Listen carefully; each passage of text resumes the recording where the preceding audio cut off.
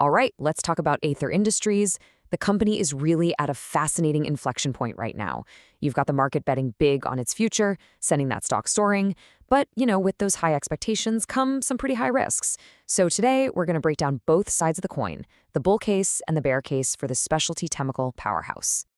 So where do we start? Well, we've got to begin with the event that really sparked this whole analysis in the first place, a massive, fundamental reevaluation of Ether by the market. See, investors aren't just looking at the company as it is today. They're trying to price in what they believe it's about to become. And this surge, it really tells the story.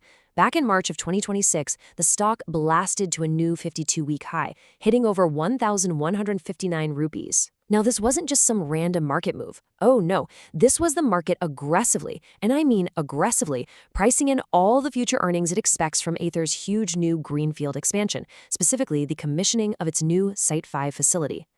Now, you have to ask, why can Aether command this kind of attention? Well, it all comes down to their competitive moat.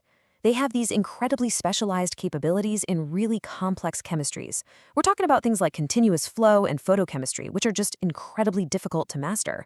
This creates some serious barriers to entry that pretty much keep the competition at bay. Okay, so with that as our foundation, let's jump right into the bull case. What are the specific catalysts that have investors feeling so optimistic about where Ether is headed? The story of this whole expansion phase, it really kicked off back in fiscal year 22-23. That's when the company had its IPO. That initial public offering brought in the cash, the foundational capital they needed to get the ball rolling on the big expansion at Site 3. That really set the stage for everything we're seeing today. And a more recent milestone just happened in February of 2026. The Site 3++ facility officially launched commercial operations. Now, this wasn't just about adding more capacity.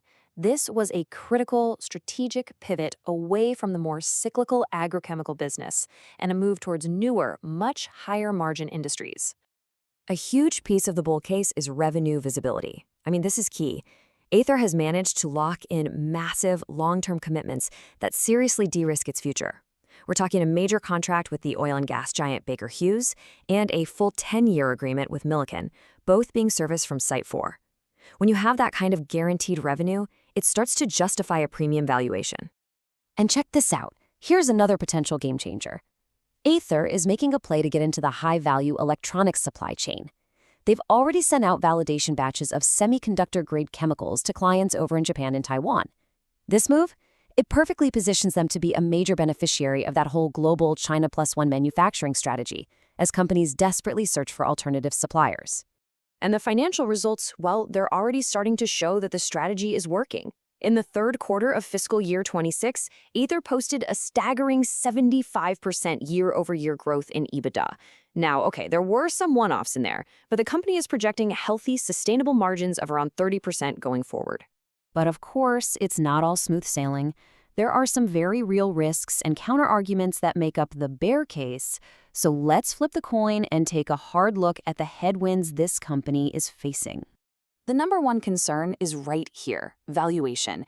Trading at 68 times its trailing 12-month earnings, that is an incredibly demanding multiple. This kind of premium price is basically baking in perfection. It leaves absolutely zero room for error, no room for delays in executing at these new facilities. And if you dig into the operational side, you start to see some pressure on cash flow. See, to get ready for commissioning the new sites, Aether had to build up a significant amount of inventory, and that has stretched its working capital cycle all the way out to 160 days. If that production ramp-up is even a little bit slower than they expect, this could become a serious problem. This really shows you the current imbalance pretty clearly. Aether's return on equity is lagging at just 6.7%. So why is that? It's because the enormous amount of capital expenditure that they've poured into Sites 4 and 5 hasn't actually started to generate the expected revenue yet. The returns on that huge investment, they're still somewhere off in the future. And finally, we just can't forget about the inherent risks of being in this industry. The incident they had at Site 2 back in fiscal year 24, which forced them to do a complete overhaul of their safety protocols, well, that's a stark reminder of the operational hazards involved. And while the company has recovered, that incident really underscores the immense execution risk you're dealing with in such complex operations. So, we've laid out the powerful growth story from the bulls and the very serious concerns from the bears. And this brings us to the most critical question of all. What does the path forward actually look like? Ultimately, the entire investment thesis for Aether Industries, everything, hinges on what happens in the next 24 months. This is the window. This is where the company has to pivot from a phase of massive spending into a new phase of strong, sustained cash generation. The bulls, they believe the new sites and these big contracts will fuel it.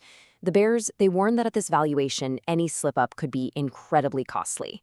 So the key question for any investor is whether this transition from capex to cash flow can be executed flawlessly. Because at this price, there is simply no margin for error.